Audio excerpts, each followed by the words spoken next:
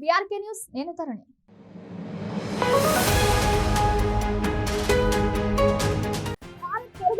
China ప్రభుత్వం మరో కొత్త ప్రయోగం చేసింది. అణుబాంబు కంటే శక్తివంతమైన బాంబును చైనా తయారు చేసి దానిని విజయవంతంగా పరీక్షించింది కూడా.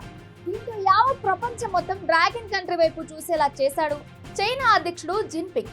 ఇక ఈ బాంబుతో ప్రపంచ దేశాలు తమతో యుద్ధం చేయాలంటే వేణులో వణుకు పుట్టేలా చేసింది. చైనా విజయవంతంగా హైడ్రోజన్ బాంబును పరీక్షించింది. ఇది పేలితే 1000 డిగ్రీల ఉష్ణోగ్రత విడుదలవుతుంది. 2 కిలోల మెగ్నీషియం హైడ్రేట్తో చైనా షిప్ బిల్డింగ్ కార్పొరేషన్ పరిధిలోని 705 రీసెర్చ్ ఇన్స్టిట్యూట్ ఈ హైడ్రోజన్ బాంబు టెస్ట్ చేసినట్లు తెలిపింది. కాగా ఈ పరీక్ష అణ్వస్త్రాల తరహాలో పేలుడు తీవ్రతను కలిగించినప్పటికీ అదనంతర రేడియేషన్ దుష్పరిణామాలు లేవని చెబుతున్నారు. ఈ బాంబు అధిక ఉష్ణోగ్రతతో అల్యూమినియం అల్లాయిలు మరియు రక్షణ పరికరాలను కరిగించి తీవ్రమైన విధ్వంసాన్ని సృష్టించగలదు. ఇక ఇప్పటికే భయంకరమైన కరోనా వైరస్ ప్రపంచానికి పరిచయం చేసిన చైనా మరో ప్రమాదంపై ప్రయోగాలు చేస్తుంది.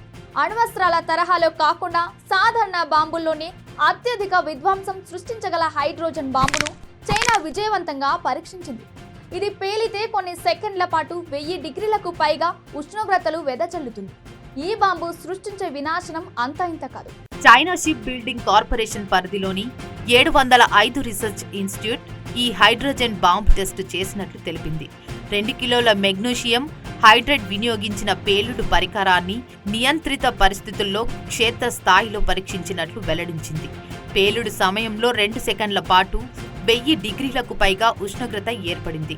ఈ బాంబుతో తీవ్రమైన విధ్వంసం జరగడమే కాదు, అల్యూమినియం అల్లాయ్ వంటి లోహాలు కరిగి రక్షణ పరికరాలు సామగ్రి దెబ్బతింటాయని చెబుతున్నారు.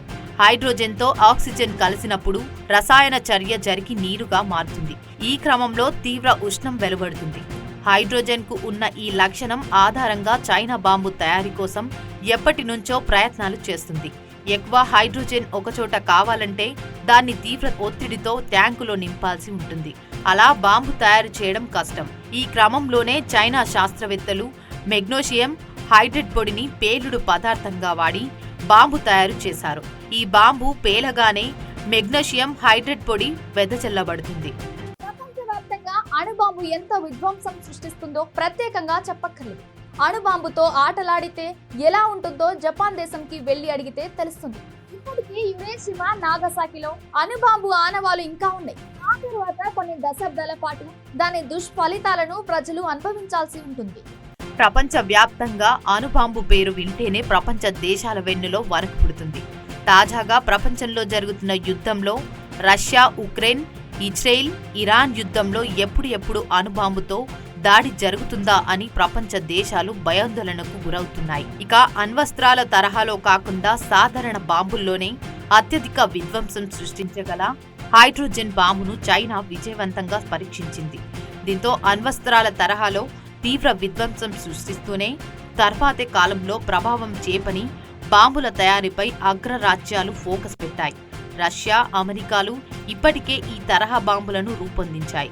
తాజాగా చైనా ఆ తరహా బాంబును టెస్ట్ చేసింది. పేలుడు సమయంలో ఏర్పడే వేడికి కొంత మెగ్నీషియం హైడ్రేట్ విడిపోయి హైడ్రోజన్ వాయువు వెలువడుతుంది. ఇక చైనా చేసిన ఈ ప్రయోగం చూసి ఇక ఏ దేశం తమతో యుద్ధం చేసేందుకు రాబోదని చైనా భావిస్తోంది.